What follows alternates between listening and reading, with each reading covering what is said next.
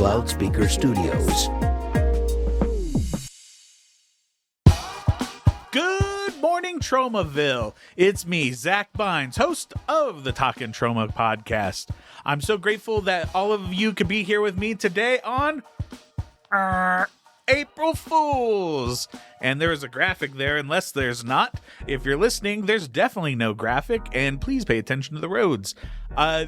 Today, I was joined with one of the best people in all of Tromaville, in all of the world, Debbie Rochon.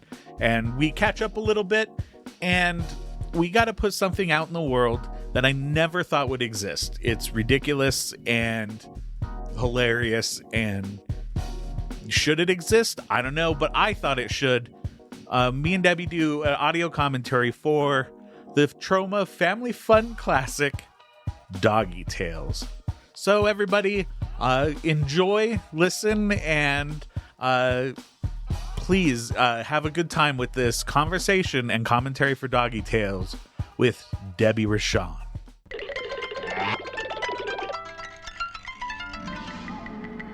Good morning, Tromaville, and if you're listening on April 1st, happy April Fool's Day. And today I have the most legendary person in all of Tromaville, in all of the world, in all of cinema, Debbie Rochon. Me? Yes. Thank you. Happy April Fools. Fools. Gotcha. Gotcha. So I thought, instead of playing a joke on the audience where we promise them something fun and don't give them anything, I thought it would be great to do a commentary today for one of the most star-studded Troma movies of all time, What? Doggie Tails. Why hasn't this happened before? The demand had to be there. Why there Surely. isn't a Criterion disc of Doggie Tails yet, I don't know. I'm telling you, if somebody doesn't do a special release with like all a booklet and the artwork and all that stuff, I don't know. Putting it out there. Maybe they Come were on. talking to Drew Struzan at one point to do a poster of Lucky in like Indiana Jones or something, but you know. But before we hop into Doggie Tails, though, I want to catch up. It's been a while since I've seen you. Last time was when you were out here in Colorado for the Festival of Horror, where I was lucky enough to be able to present you with the Lifetime Achievement Award. Amazing. I'm still blown away. I'm still honored and blown away. So yeah, thank you. That was great. Amazing. It was made me have the feels. I got all the feels. I really did. And it's an amazing piece too. It's amazing. Thank you. Again. You're welcome. Yeah, I was super honored just to, be there with you and hang out, and we had such a great time, and I can't say kind enough things about you because you're just so awesome. One thing I did want to ask you about, which was one of the current-ish projects that you did, was you made a guest appearance on my friend Chaz Kangus's hip-hop album, the Troma Project, 50 Years of Real Fan Toxic Hip-Hop. Yes. Yeah, tell us a little bit about that, because it's so fun to hear you pop up on there.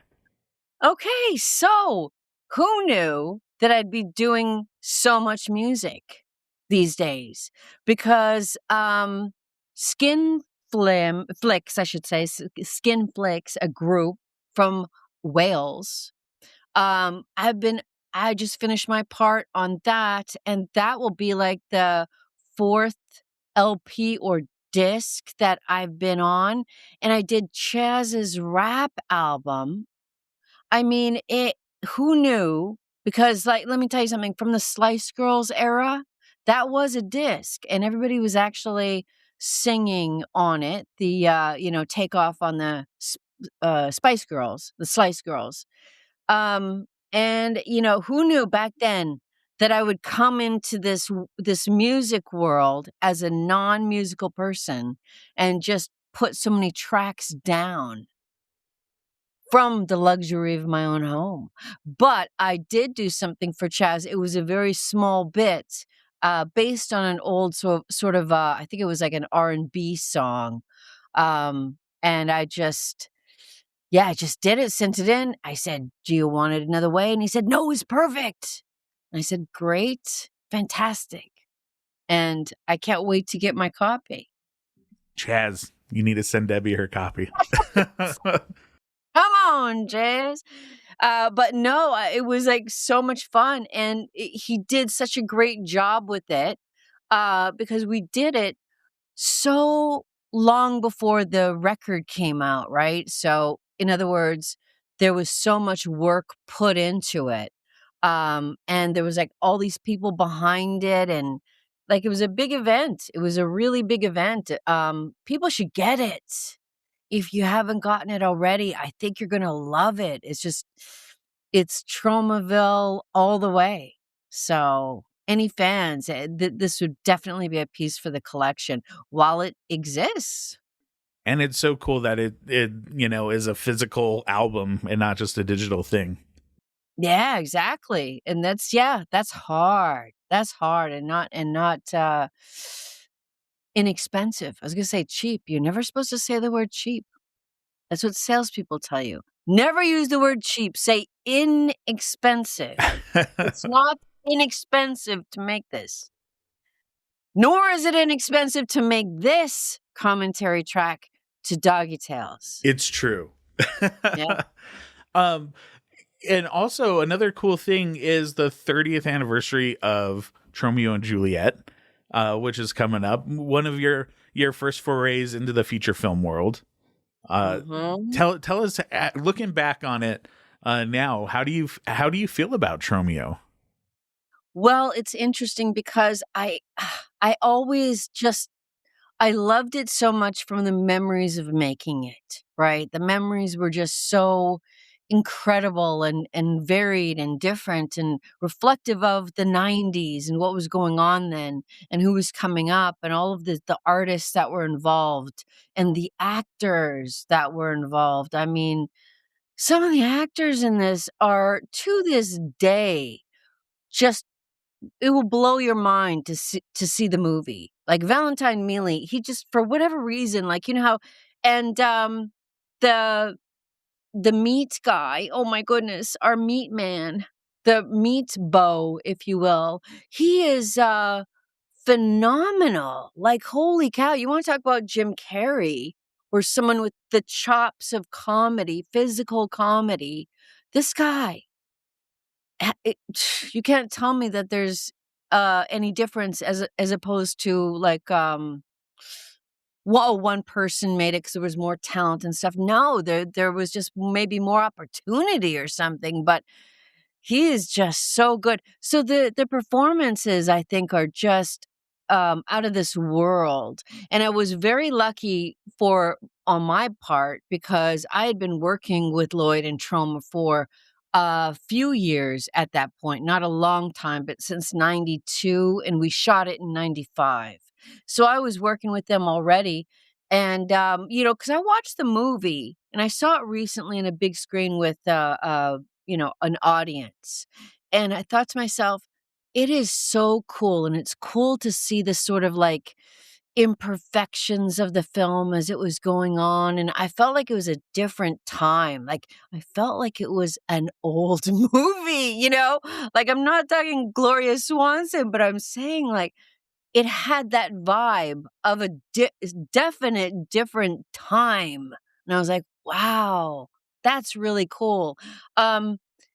I look at it and cringe also because, I personally, I do not think I was, as an actor, very good. I hadn't gotten my chops yet in that movie. I think there was a big difference between Tromeo and Juliet and Terra Firma and then kind of beyond. But I was still getting my sea legs, even though I'd done a lot of studying and, all this stuff. I was getting my film sea legs, as it were.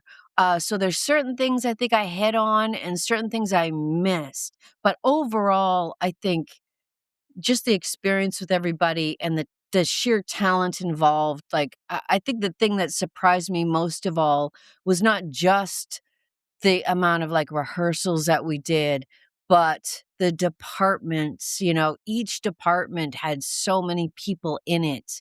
And it was just kind of eye-opening because a lot of the indie films, especially then, it was really the DIY punk scene where everything was on the fly and just a couple people here and a couple people there, creating something. But there was actually a lot of people on that set. So I was lucky enough to see an early cut of Power Positive Murder. Yeah. And I would love to hear you talk about your character. I feel like it's a very different character that we've seen you play, especially from your characters in Troma films, and they give you a lot to chew on as this character. It's definitely one of the most fleshed out things I've seen you play in a Lloyd film, for sure. Yes. I think the whole film is like wildly fleshed out in a lot of ways. Yeah, so the character Mrs. because the late Joe Flyshaker, who you don't see in the movie, but there's a painting of him on the wall. He was her husband and willed her the, Scarlett's Chalet. But in the movie, it's called Charlotte because that's Tromaville.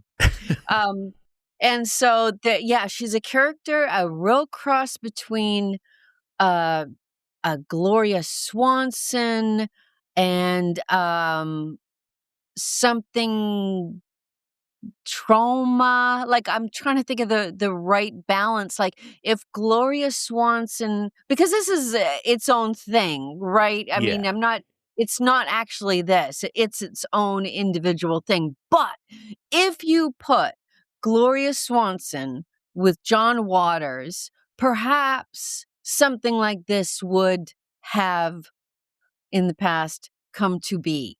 But that's the best way I could describe it, because I knew the vibe that Lloyd wanted, and I knew what I wanted to do, and I meshed them and just went 150% for it.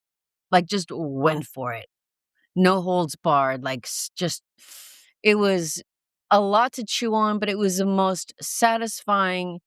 I'll tell you something too, though. When we arrived at the mansion that we shot at in the Catskills, uh, Lloyd said, I think we got the note 1 or 2 days before filming that he wanted the transatlantic accent, right? Which makes sense. It makes perfect sense. But I was like, okay, no problem. And so, there I am, like, rehearsing in my room over and over with the YouTube, trying to figure it out. Like, okay, I understand. And I was like, hours and hours and hours figuring it out to make it work. And of course, in the mansion, it's very, very remote. So the Wi-Fi kept going out. So, like, just little things like that. But we did it. And not every actor chose to do it, which I think really works. Like, I think it's almost fell into, like, a class situation, which is a lot like the book Crime and Punishment, right? In a sense. I mean, that old hag landlord in the book, wasn't top class, but we're playing with class in the movie version. The movie, you like that? The movie version of Crime and Punishment. The official adaptation. Yeah. If only he knew. If only he could have foreseen what would be. And I really believe he would enjoy it, to be honest. But yeah, it's been a wild ride. I mean, certain things were cut out along the way, certain things were brought back, and I think it's just got this really nice middle ground, but not as far as taking chances middle ground in a bad way. Yeah. I mean, I think they found the sweet spot of having just enough this stuff and, but not dragging it out so it's too long. I mean, there was an intermission at one point. Yeah, it's still being edited as the recording of this episode. So Yeah. I'm curious to see, the final version of it, but it's also different from a typical Lloyd movie. It's not super reliant on special effects. It's a more actor forward film, a more story driven movie, which I was really happy to see that that was the direction that he was going with this one. I know. And I have to commend him because nobody is going to expect this. But one thing that Lloyd does know how to do is he understands that a lot of people, even though he would love everybody to love it, that's the truth. And that's the truth with a lot of artists. But the truth is, I mean, if you've done something and you have people who care for it, love it, obsess over it, hate it, all the extremes, and you're going to have that in Tromaville. This is sort of his black and white, for those that don't know already, his black and white, as close as you get to like a serious Hannah and her sisters kind of film, even though it's not that at all. But it's sort of Lloyd's, they're all art films though. So it's weird to say this, but bear with me. His art film, if that makes sense. Would you agree with that? Yeah, it's a very restrained Lloyd movie that we've all known that he has in him from, when you watch the performances of like you and Jane and Tromeo just like talking with each other, in the bedroom, to this where it's, you can feel the characters, you can feel the emotion, but at the end of the day, it's still Tromaville. There's still sex and violence, but it's with a restrained hand that makes all of it a lot more powerful in this movie than a gimmick. Right. Yeah. And the evil forces that the anti-hero, much like in the book and also in Tromaville, right? It's usually like nobody's perfect, right? Yeah. The evil force or forces that he is fighting against it's not this crazy army of wild bikers or something that would be normal in Tromaville. It's a person that you owe money to. Like, it's a really basic thing that we all experience. Of course, it's racked up to 10 on the volume, maybe 11 if we were doing that. But at the same time, it's really, all of the elements are so different, right? Just like, I feel like the fans have seen these elements in his other movies, but they're often mixed in with a ton of gore and a ton of sex and violence, and this is in there, but it's really story driven and character driven, and talking to Lloyd, like, he's a lover of old cinema, so you could see that come through on this. I'm so happy that he got to do it, and who knows what his next will be, but I was just so proud to be a part of that movie, because so many directors get the chance and some don't, to do that movie that their audience is not expecting from them, right? But it's in them to do, and they want to do it, and it's kind of like burning to do it, but it's so different. You don't know how it's going to go, right? You don't know how it's going to be taken or anything, but then at the end of the day, you can't care, and you have to make your damn movie. And what's more Troma than throughout the entire history of Tromaville, getting people's expectations flipped and twisted and showing them the unexpected, and this is definitely the unexpected Lloyd Kaufman movie. I think so too, and I kind of love it. There's a part of me that is like so digging it because you have Lisa Gay. It's just a painting of Joe Fleischaker, but he's represented there, and unfortunately we don't have him with us anymore. But in Lloyd and other Troma stars like Bill Whedon, and nobody, as a matter of fact, they're trying to play even older than what they are in real life. Nobody's like faking it backwards. Yeah. Everybody's like themselves or forward. And I almost feel like this is the I don't know how to say it really, but the Troma movie that shows the Troma people in their senior years. Does that make any It sense? does. Well, and there's always been a theme in Lloyd's movies about aging, Yeah. uh, like with the Toxic Avengers 2 and 3, Toxie aging, and Uh-huh. people letting themselves age gracefully, with the plastic surgery stuff or eating organic foods, stuff like that. So seeing Yeah. everybody that we've all watched progress throughout the years, you playing themselves but maybe older, is it's also just unexpected. It is. And when Lloyd first asked me about doing this, ironically, okay, here to me, this is a new thing.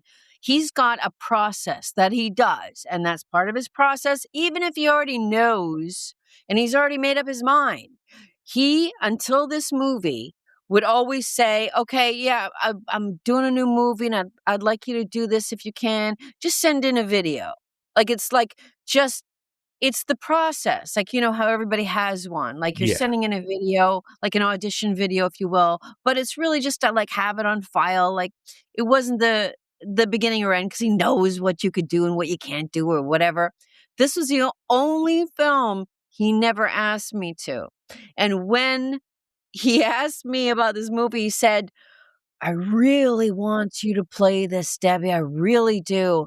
I just want to ask you, do you mind playing like a really, an old hag type of woman?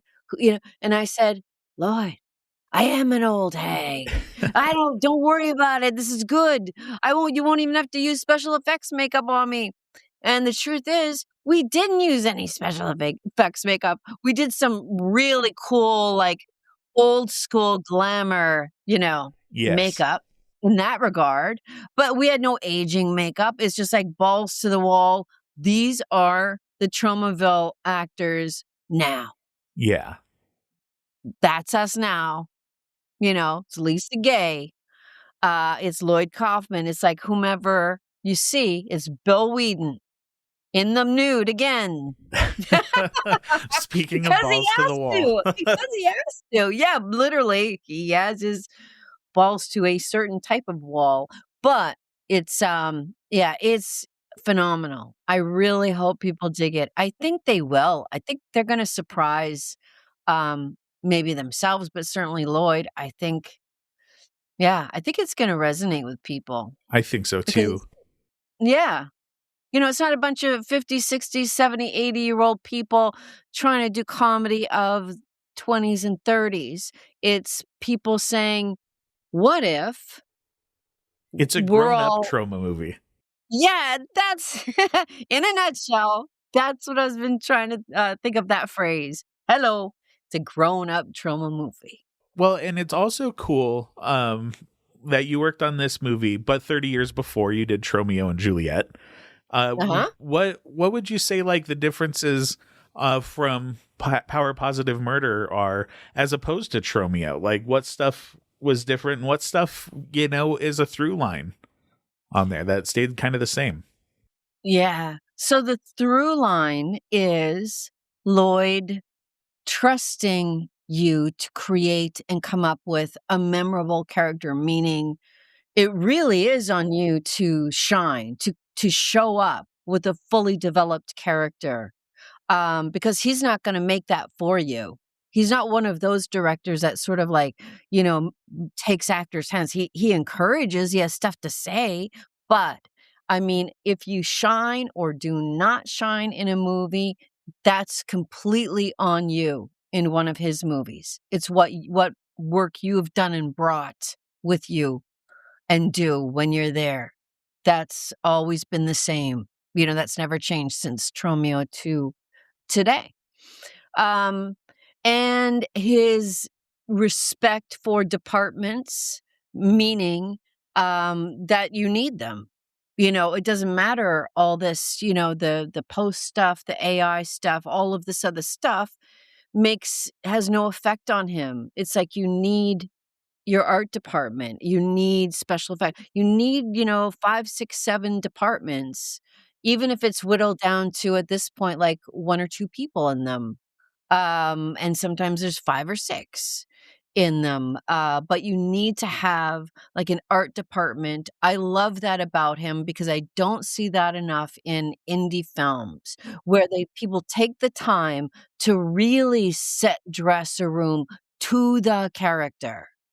Okay, you've rented the place, you've got the actors, you've spent all of this money, but you're just shooting in a room how it is, not how it's gonna reflect the character. It sounds so basic and obvious, but you'd be surprised, you know? And so the amount of work that went into that was incredible, and also the amount of work the DP put out, and the whole film crew, it being black and white. The rain. Lloyd at one point wanted every single scene in the movie to be raining, every one. But at some point it was like, well, we can do the, most dramatic ones with the, storms and rain and all that. But it became like, even the building itself, that the roof is so old, it would leak. So when you would have all of the waterworks coming off of the roof, it would be, start to come through in the house that we rented. And so no, you couldn't do that. So there was sacrifices made, as there always is, Yeah. there are always sacrifices. But I mean, going back to Tromeo and Juliet, I just remember I think the biggest thing the 2 films had in common, the through line, I would say, um, the actors being that good. All of the actors. And I love all of the characters in Power of Positive Murder, and I love all of the characters, seriously, in Tromeo and Juliet. I just do. I think everybody is there. They showed up. They're present. They're giving it all. They're leaving nothing on the table, and they're just, shining. And, and that was a beautiful James Gunn, Lloyd Kaufman collab because it kind of like brought him at that point. Everybody was, when I say everybody, I don't mean the fans. I mean, the critics, which prior to the internet, it was all what was going on in the newspapers and magazines. And they were all like, oh, yeah, more of the same Troma stuff over there, silly. But no, all of a sudden, boom, reset. Tromeo and Juliet resetted Troma. It did. And then it went on, and then I wouldn't say that this is a reset. This is more just a self-acknowledgement, but having fun with it. Like we were Yeah. talking about, the age thing. I don't know. That's what I think. Both I'm really proud of. And what bookends? Oh my God. Yeah. Bookends. Incredible. Just seeing you in that, it was just super cool to see, and just like kind of knowing your journey through Tromaville and seeing it just feels like a feather in everybody's cap. It's so cool. Yeah. I would agree. I would really agree. 100%. Lot to be proud of there. A lot. And it seems like also, which is cool, a lot of his movies that you're in are finally starting to get their flowers, like Terra Firma. And I just watched the new documentary on that you're in, is getting its flowers, and how it just captured another slice of Tromaville, very different from Tromeo and Positive Murder in that sense. Definitely the more anarchic of his stuff, but also so it's just so neat to see that getting its respect as well. I love that so much because for a really long time, and now Power's putting that to the test, I have to be honest. But Terra Firma was my favorite Troma movie. And I would tell people, please understand, no, it's not because I was in it. Just pound for pound, second for second worth of comedy. It's just like endless. Like it's just eye candy of jokes and gags, and lots of story and lots of everything. And it just kind of captured that whole 90s punk aesthetic and vibe. And it had the real people in it, like not just people from the Lunatics and the Toilet Boys. It had, real people. The like East Village Underground artists were all had roles in it. So it was so authentic and it was epic in scope. There was just cast of thousands. I mean, really, you had some people that were within a year or two were also in a John Waters movie. And so it was just this 90s thing. And behind the scenes were just as insane. And yet somehow it did not stifle this whatsoever. If anything, it sort of gave it another sort of level of sheen, if you Yeah. will. Right? Exactly. So it's one of the few times where total anarchy behind the scenes fed into and flavored and gave to the project, I found. So I love movies like Terra Firma, where it is a time capsule of not only a time, but it's a time capsule of Troma at that time, and it's a time capsule of New York City at that time, with the actual people who all were doing that stuff anyways. But it's all captured on film. Like Troma has Vegas in Space, which is a time capsule of the drag scene in San Francisco of that time. Terra Firma is the underground weirdo scene of New York City at that time. And it's just so cool to see. And that's something I didn't realize until watching the newer documentary, is how many of the people were just walking in from doing this all the time and essentially playing a lot of themselves on camera, which is just neat to see. yes, I couldn't agree more, and I give a lot of that credit. Lloyd Kaufman has a massive talent for knowing how to choose people. So when he chose to have his lead actor, Will Keenan, be his right-hand man on this, again, another masterful decision. Why? Because Will Keenan was the conduit to these people, knew these people, was able to bring a lot of them on board. And so he has to be credited with that. And so, just how Lloyd teams up when it goes, that it has that certain magic, if you will, that certain click that was meant to be. That's what comes of it, Yeah. and that's the perfect example.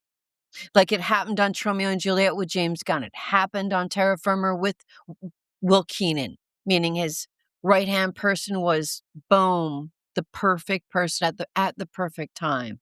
Even still, like when you think of like Tromeo, and Terra Firma and all of that, everybody gets a chance to shine.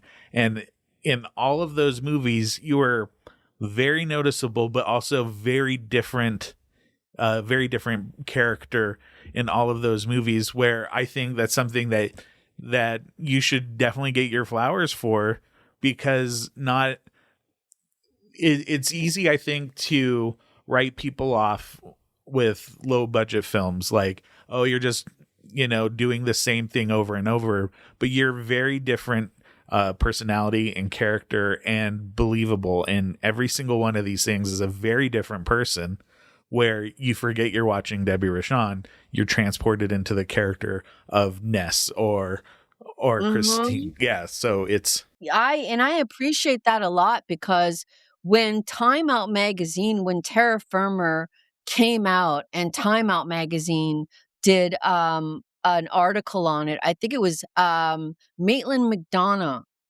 if I'm saying her last name properly, I believe so, who also wrote for Fangoria, by the way, and a whole bunch of very highly esteemed places.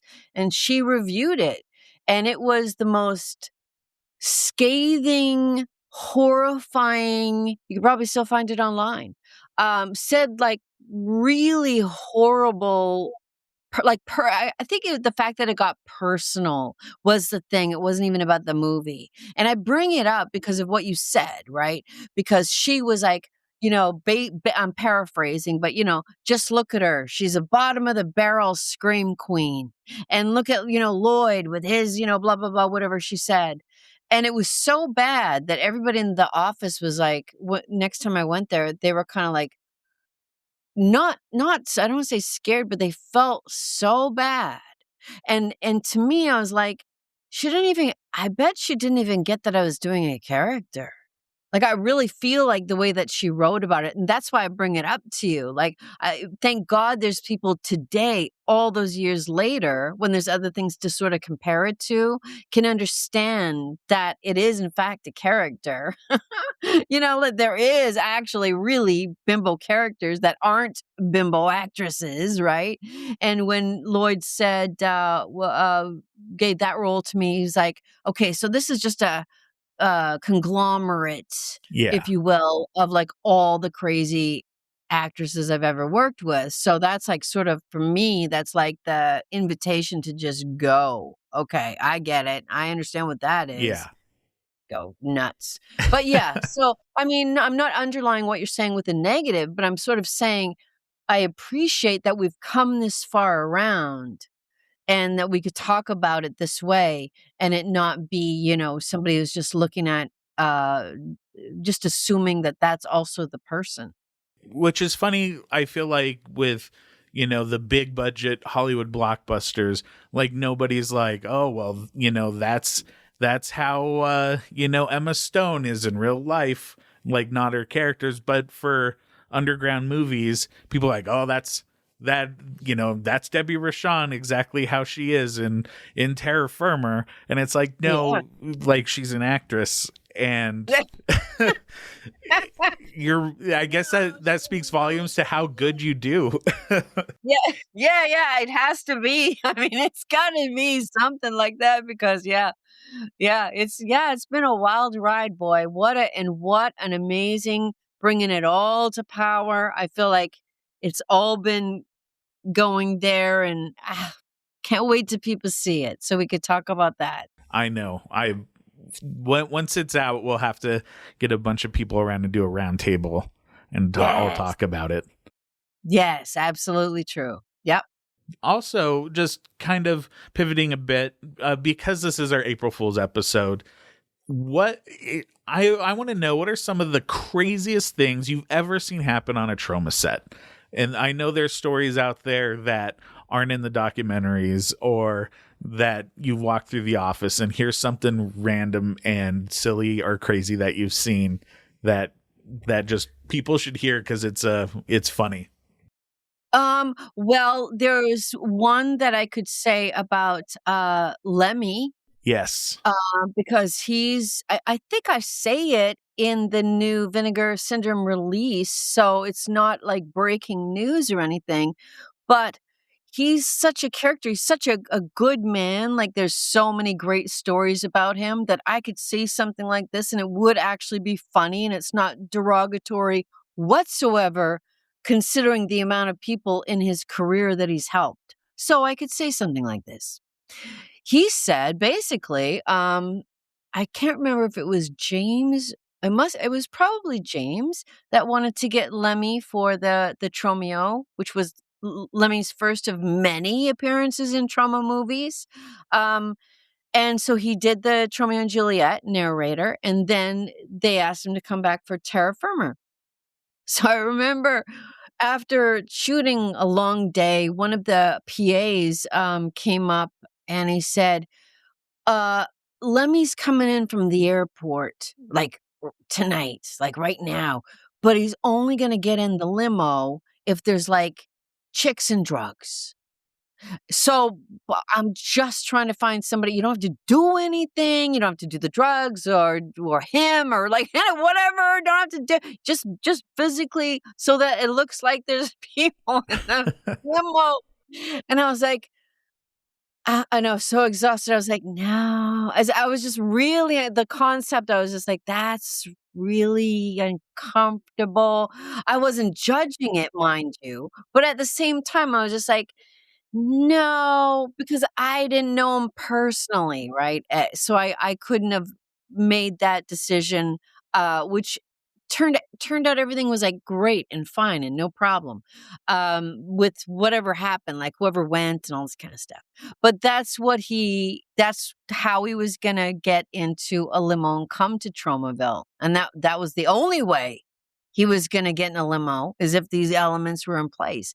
Now that makes him sound like a crazy man and not a nice man, but in fact, if you know Lemmy, know stories of Lemmy, or hear anybody talk about him, who he's changed their life through helping them, you would be like, that's just him having fun, like having a laugh on, or having whatever, because he's not the sleazy guy that comes across to be. Yeah. That Lemmy is a great guy that should always be honored, and amazing that he kept coming back to Tromaville to support Lloyd and the Tromites.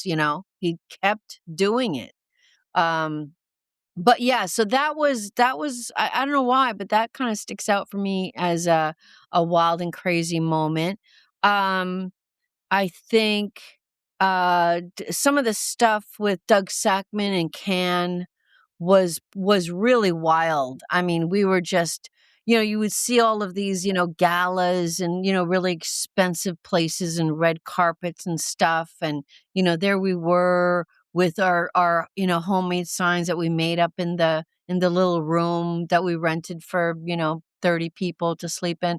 And so we have the signs made there. And we go out there, we had spray paint, we'd be yelling and screaming and anything because, we can't afford those big posters that some of the companies had that, you're driving down, the Cressette there, if I'm saying it right. It's been so long, I can't even remember how to say it, right? But you know where I mean. Yes. That main drag there. And you're driving down, you're seeing all the beautiful posters, and we're like, yeah, well, that's not going to happen. So instead, when these people are driving down, we're going to, entertain them a bit. So, I mean, that was pretty wild. And some people that I saw there, so I didn't see anything with my eyes, but I would tell you that there was a lot of people, not with Troma, but I knew from like various film projects or whatever, doing some like really like interesting meetups. We'll just leave it at that. I mean, that's kind of like, and it's funny for them to sort of tag Troma as bad guys when in fact the debauchery level is off the hook out there. Like, and then you also have some really beautiful things, like going on as well. But the debauchery is like right in your face. It's crazy. And yeah, so I don't have a really great April Fool's story, but just like a lot of memories like that, like stuff that you would never see with a group of people that were their whole, they're a production company. And so they want to put off certain airs to be taken seriously. We were always the opposite. And I was so way more comfortable with that because of that. Not because you don't have to try or work hard, but because that was sort of where I came out of, the true underground punk thing and everything from being a homeless teen, all that stuff. So it seemed like a natural struggle, if you will. I was more relating to the underdog by far, and still creating art than I was more comfortable. Let me just put it this way. I was more comfortable, crazy or not, for doing insane stuff on film for the sake of art than I was doing crazy, insane stuff behind the scenes with people to get ahead, which I never did, ever. So that's why, in some certain ways I didn't. And yet, I'm very happy with what I've done. So it's not even a complaint. It's just the nature of the business, right? Very true. And I think on that is a good segue into the main part. The most insane, crazy thing ever committed to mini DV tape. I'd say celluloid, but it's definitely a mini DV tape. Doggy Tales. And for those out there driving, please don't watch along, but you could listen along. If you're at home, queue up your DVD player. We'll also have this on our channels synced up with the film as well. So I'm going to give people a countdown, and then we can start the film and all that good stuff. 3, 2, 1. Greetings, Tromaville, and I'm Zack Beins with the Talkin' Troma podcast. Alongside of me is legendary icon Debbie Rochon, here for the commentary of Doggy Tales. Who knew? But it has been demanded that we do this, so here we are. This might be one of the most important films in Troma's library. Doggy Tales Volume 1, Lucky's First Sleepover. Was there a volume 2? I don't even know if they ever planned a volume 2. I'm sure that they hoped for a volume 2. I guarantee you.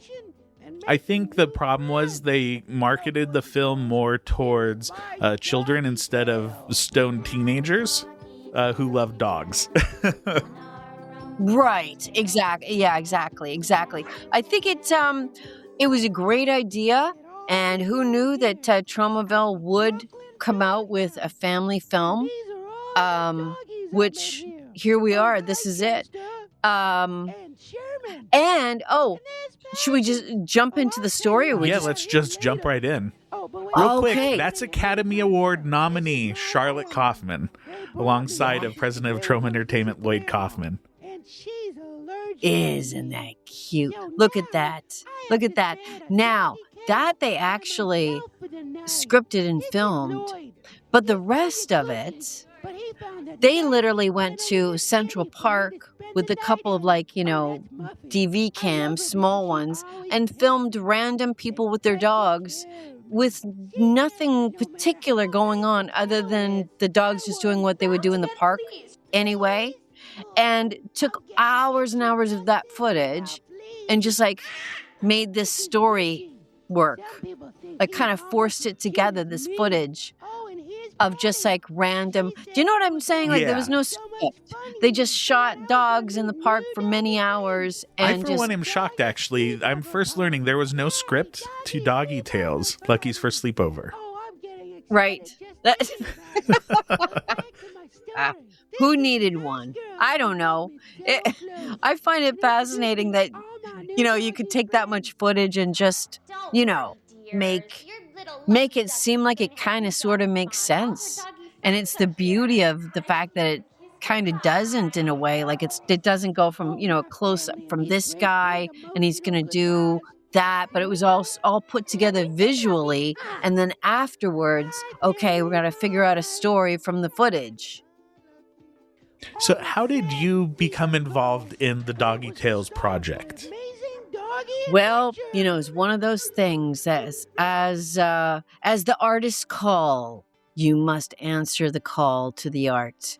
And the art this time was, I actually did 2 voices, one for Roxy and one for another dog. I can't remember. I think they either cut the whole character out, meaning the dog, out of the scenes. He really wasn't doing anything. Or I did a crappy job. I don't know. Who knows? But I'm one voice, and I was going to be 2. And I think it was Gabe Friedman or the director Paul had called me up. Hey, come on down to Troma and do the voice for one of the characters. The characters in the movie, and there was just a whole bunch of lines, and I did them, and that was it. And I thought, wow, it must have been really ambitious, getting all this footage together of these trained dogs, because I hadn't seen anything yet. And they were like, trained dogs? We just went to Central Park, shot a bunch of dogs just milling about, and clobbered something together. And I was like, okay, cool. You see this part here. Yeah. But nobody's telling anybody what to do. They're just dogs running around Central I'm going to play with all No, my that's friends. it. None of them Nothing are for- trained. No. No, he's digging. You know what I mean? Like this is just. These dogs like to kick If their I went and took footage of something, that's what this is, and so that's where they did do the stuff with Lloyd and his family with some dogs at the vet. I like to run. But yeah, I mean, but look at the name value of the people doing voices in this. This is, and this isn't me being facetious, this has probably some of the biggest star power of any Troma movie that exists in their entire library. Let's just run it down real quick. So there's you doing the voice of Roxy. There is Academy Award nominee Charlotte Kaufman, president of Troma Entertainment Lloyd Kaufman, basically playing themselves. You have Jenna Fisher, star of The Office, playing the puppy dog Kelsey, and the head of DC Films, James Gunn, playing Riley. Like, it is absolutely insane that all of you came together for Doggy Tales, Lucky's for sleepover.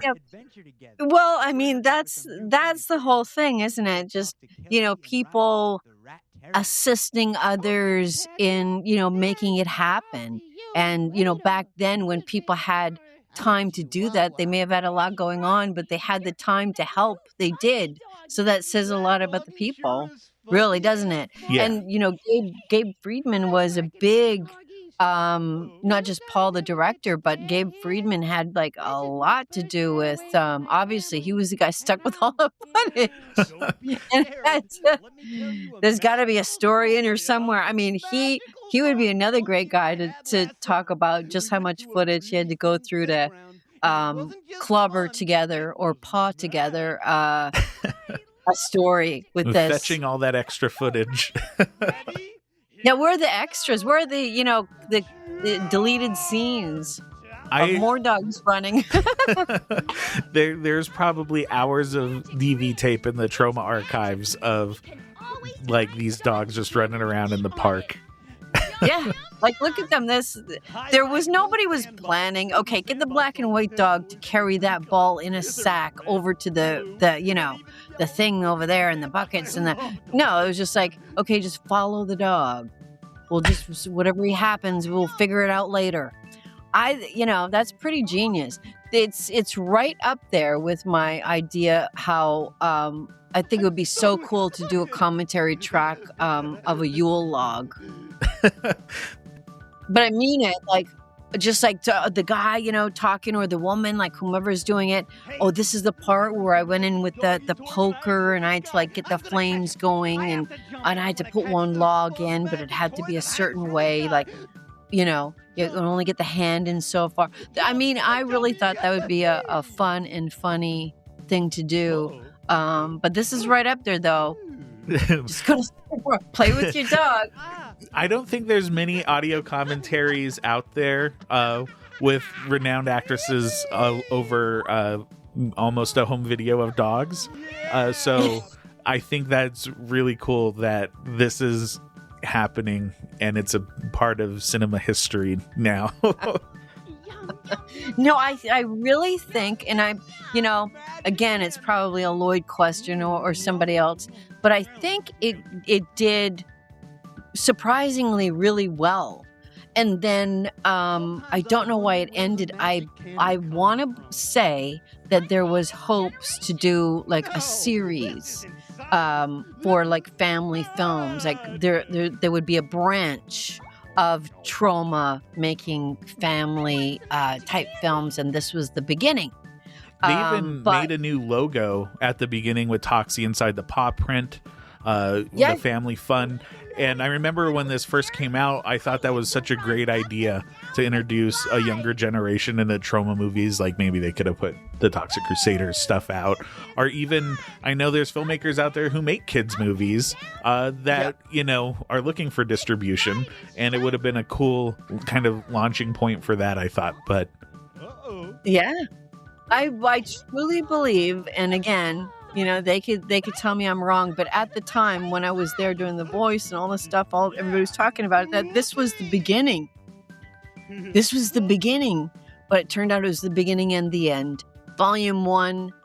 And it's funny because Doggy Tails, Lucky's first sleepover, even the name Lucky, people would ask me who had never seen it, what is that, like a porn movie? What is that?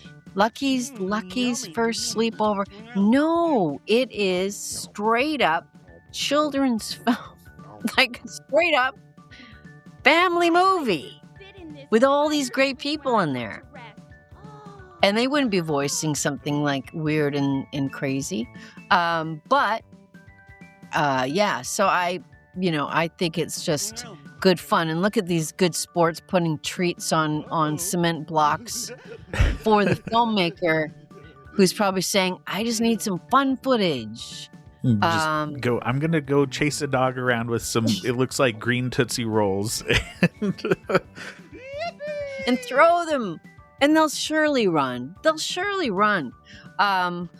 But yeah, I think, Gabe Friedman probably spent many a month putting something together. But then you have the scenes that sort of like bring it all together at the vet with Lloyd and his family. So I think that was, at the end of the day, just the wild footage from the park. Just you had to have a little bit more. Who knew? You need more pound for your pups in in this movie. But I will say, how about this? Here's a question for you, because I don't actually know the answer. When was the first, you know how for the I think it's football, where they have the puppy, the puppy bowl. The puppy bowl or the kitty bowl. What year did that start? I don't know. I feel like it might be about 10 years oldish now. Okay. So this was before that, and it's really the same thing. You just have like one set. These guys don't even have a set. They have a park. And you just have a bunch of puppies and you say, go. Aren't they cute? And that's really, you maybe have some voiceover of refs or something. But that's it. And people love it and watch the whole thing. This is basically a version of that, isn't it? I guess it's actually 2005 was the first Puppy Bowl. So right around the same time as as this. They stole the idea. This has a better soundtrack than any of the Puppy Bowls ever had, because I don't remember a single Puppy Bowl that you could sing along with. Right. Talk a little bit about Paul directing. Did Paul direct you and your voice performances for this, or? Well, Paul did a little bit of that. I mean, he wrote it. He was there. I think Gabe was a little bit of a stronger force as far as like trying to help people. Okay, it's this type of thing. Because keep in mind, I mean, we don't know what footage they have. Maybe they would say, okay, this is like a bassinet type of dog, and it's walking around, and these are the lines. You don't even really visually know what is happening with the dog. What you're trying to like say for the dog.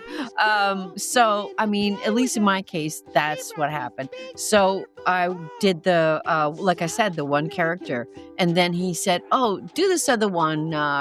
She's like this real snappy Brooklyn type of character dog, and I did that as well, and it wasn't used, but I guess they had to like listen, if you're going to be a professional, you have to learn how to get cut. And so it was a hard lesson, Zach. Hard. But I took it on the chin. I have one voice in here, not two. I think I need to go track down that deleted scene. Because I thought we saw all the doggy tails there was to see, but knowing there's more, I feel like the fans and the world deserve to see the other puppy dog that you play in the film.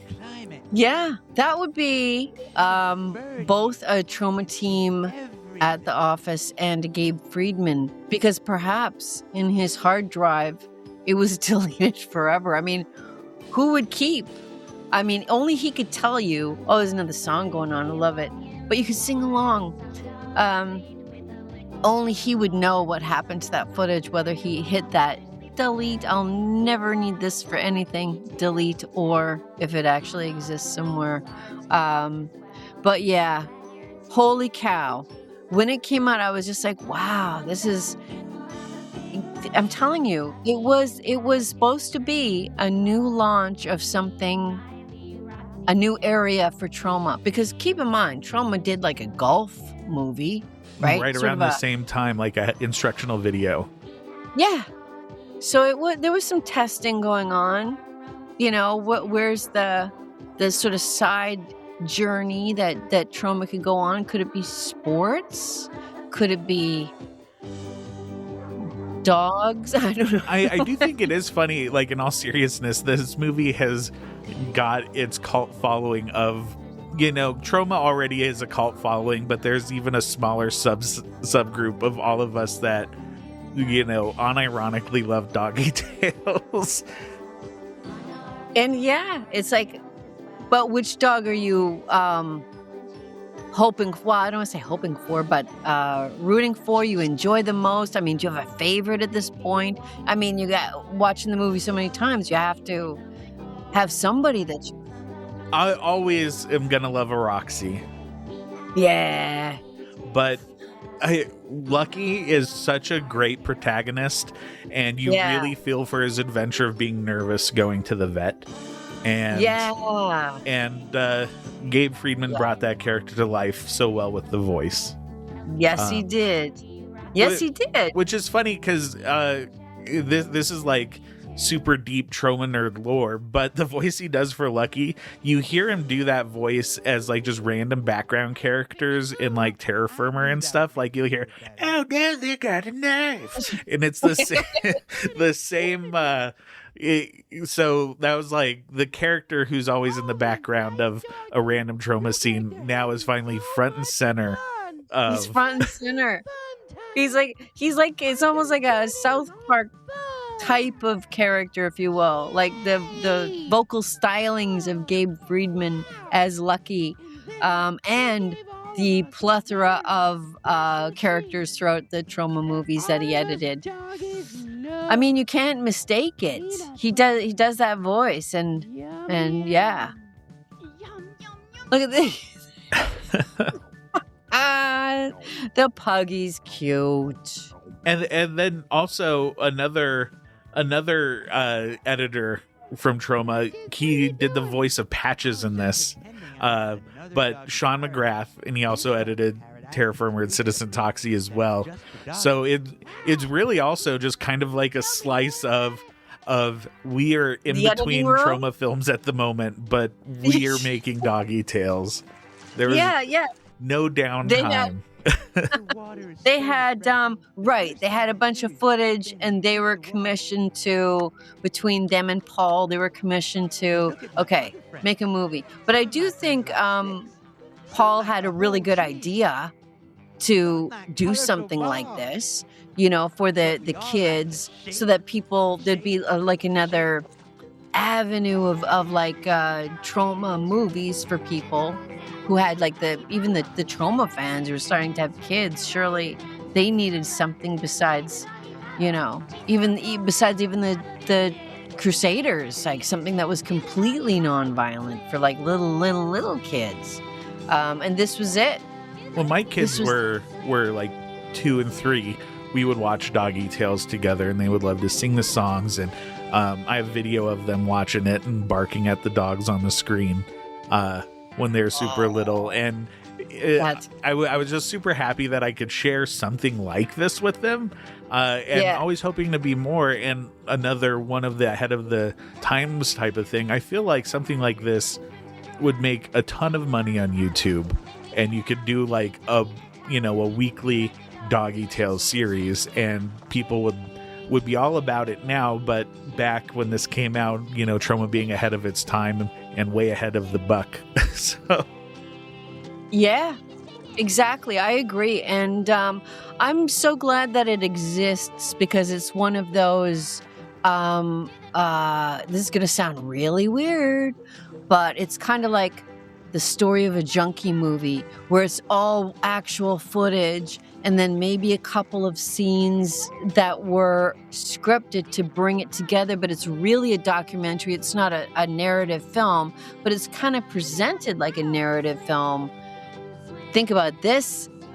Follow me. Stay with me. I'm with you. Story of a junkie, Doggy Tales, Lucky's first sleepover, have that in common. Maybe Lucky is Gringo's dog from another from another life. And I don't know, but there should be, if there's not, a mural of Lucky painted on a wall in the East Village. Yeah, like right beside Joe Strummer. Yeah, Right? Icons. Know your rights. Joe Strummer, know your rights. Lucky, shake, shake, shake. You gotta shake it, shake it, shake it. Shake it, shake it. Yeah. I would absolutely love that. And just that little face part. Exactly. Mm. Yep. How much were you paid to do the voice of Roxy on this? Or I was? Was I? The typical Troma pay, you can grab one of the Shaker DVDs by the door.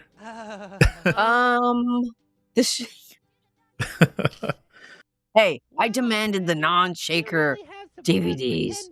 I can't remember. It's possible that I was. So I don't want to definitely say that I wasn't.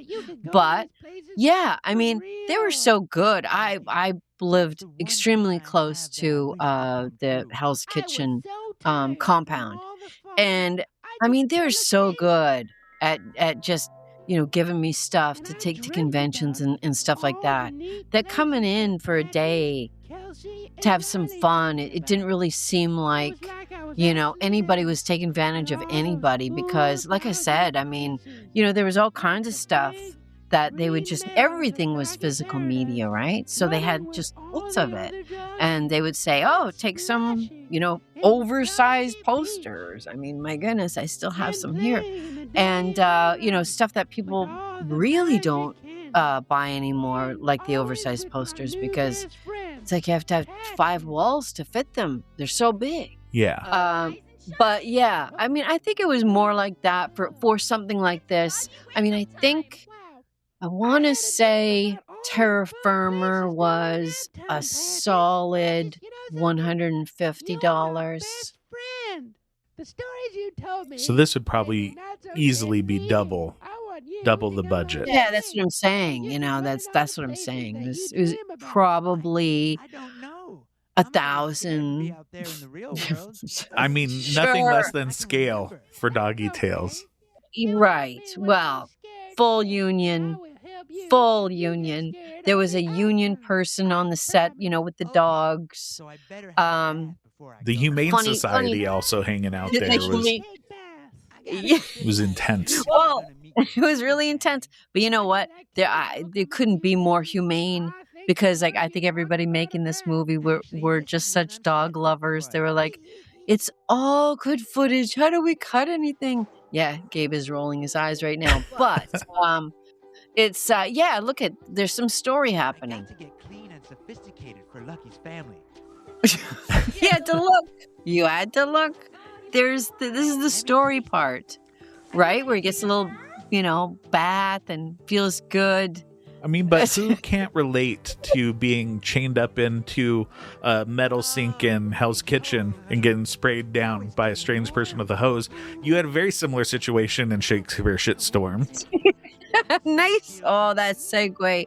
Beautiful. Yes, I did. Wasn't chained. But, when I played a sidekick to Lloyd Kaufman in Shakespeare Shitstorm and Senator Sebastian. So we had, at the beginning of the movie, when the whales defecates all over and the shite comes down on us. And we, everybody sort of gets their close-up being, doused in shite. And so Lloyd, for whatever reason that I still say is sort of like one of those sub things like, a submissive would like. Because I can't think of any other reason a person would want to do this unless he would wanted to set an example. So maybe it's a combination of both of those.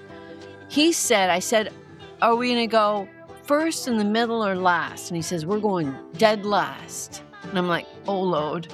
And the reason I said, oh, Lord, is because it was the same shit being dumped on everybody.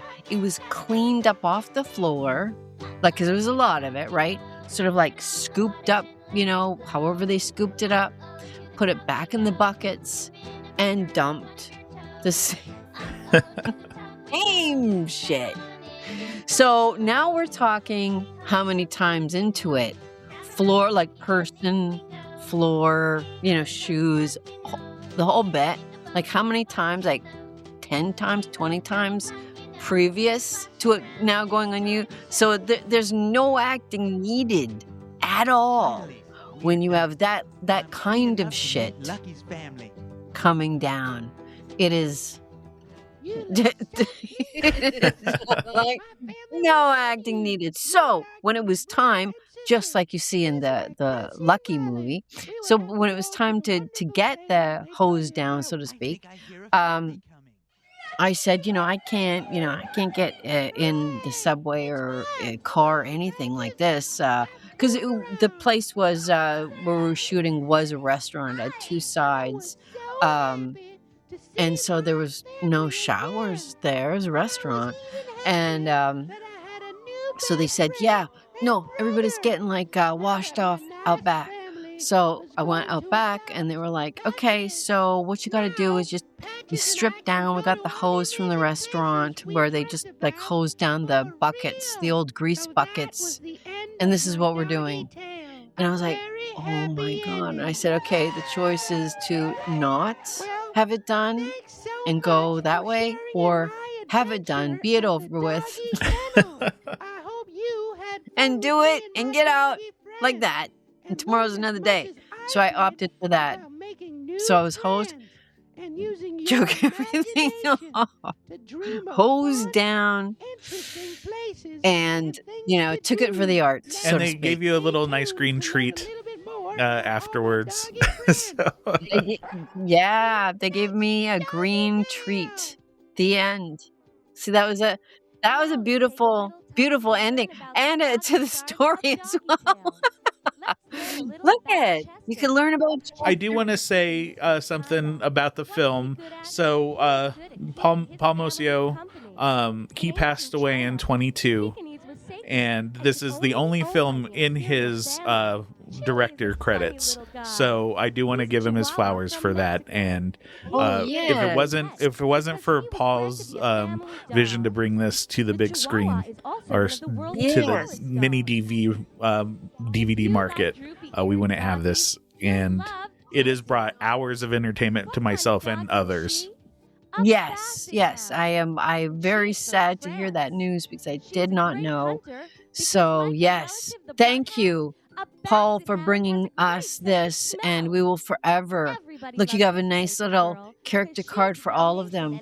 It wouldn't be the same without Doggy Tails. I have to be honest. Like, it's people still they're downstairs in the basement of Troma, and they're looking through the things, and out of nowhere there will be Doggy Tails, and they just won't believe it.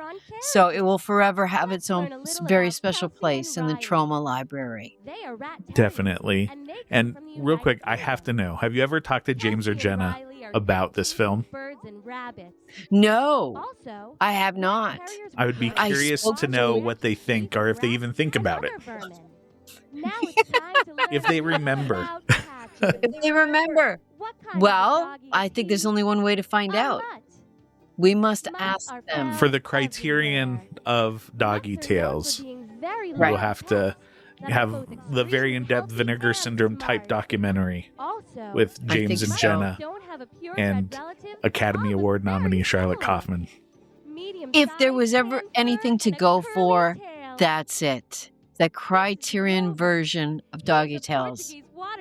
I don't know who to start, but let's work on this when when this is over, the commentary is done. You and I are going to get hard to work on that. We'll go digging through all the mini DV tapes. Oh, Roxy, the best pup of the film. Oh, Roxy. And she's from ancient Egypt. So yeah, and Sherman. Oh, I love Sherman. I love pugs. Yeah, I gotta say, I want to say that it was like a basset hound that got axed that I did the voice for, but we have to dig deeper for the next one because this deserves more than one commentary. I agree. Question, a technical one. Do you think these title cards here are to stretch the movie out to 30 minutes? Yes. Yes. There's no doubt about it. A family see? Here we go. This is it. Well, as the credits are going, do you have any final thoughts for the Doggy Tales fans out there? You missed the Basset Hound. Anyway, you can rewind. It's just in the end.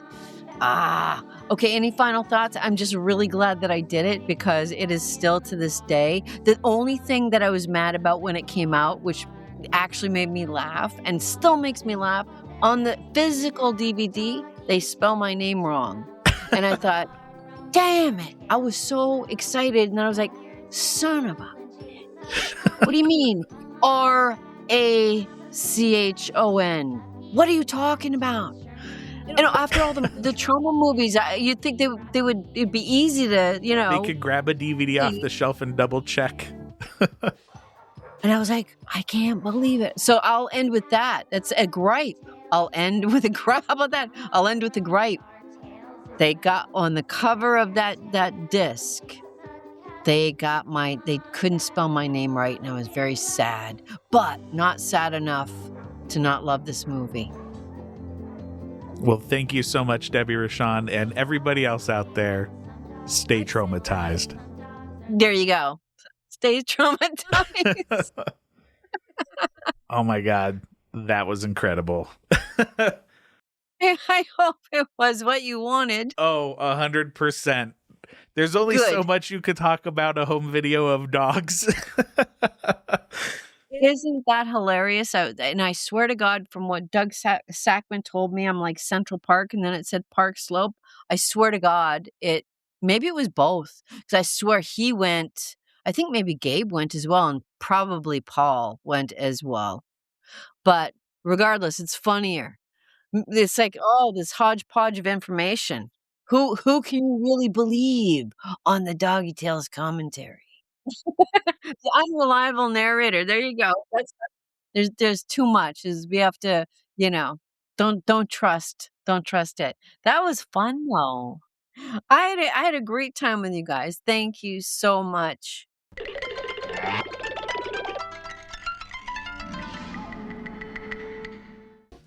Oh my God. I can't believe that fucking happened. That is insane. Everybody out there, thank you so much for listening and watching. If you're watching this on YouTube, please like, share, and subscribe because honestly, it does help us. More people can see it, and this is very much a word of mouth type of project and a labor of love.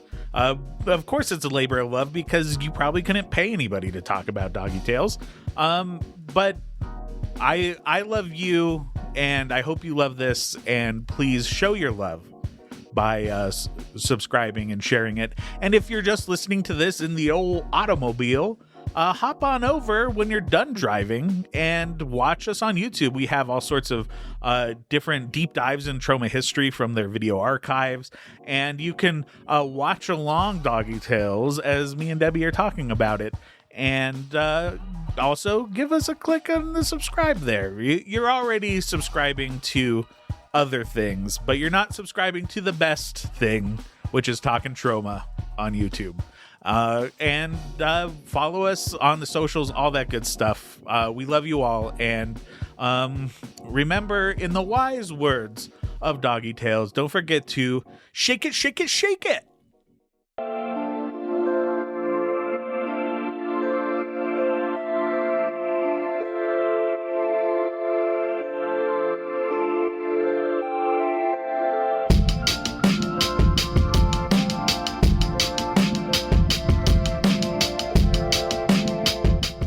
Talkin' Troma with Zack Beins is hosted and produced by Zack Beins, Chris Lanfear, and Chaz Kangas.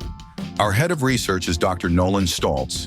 The show is recorded at Loudspeaker Studios in Fort Collins, Colorado. Executive producers for Loudspeaker are Chris Lanfear and Charles Joseph Kelly. Our theme music is by J57 and Bald Halfwit.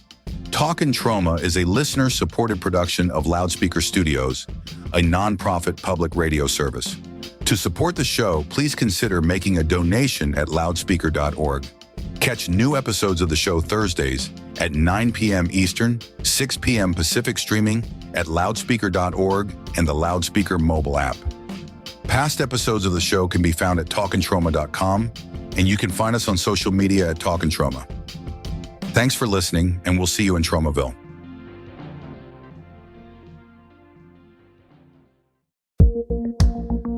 This has been a listener-supported production of Loudspeaker Studios. For more on this and other programs, visit loudspeaker.org.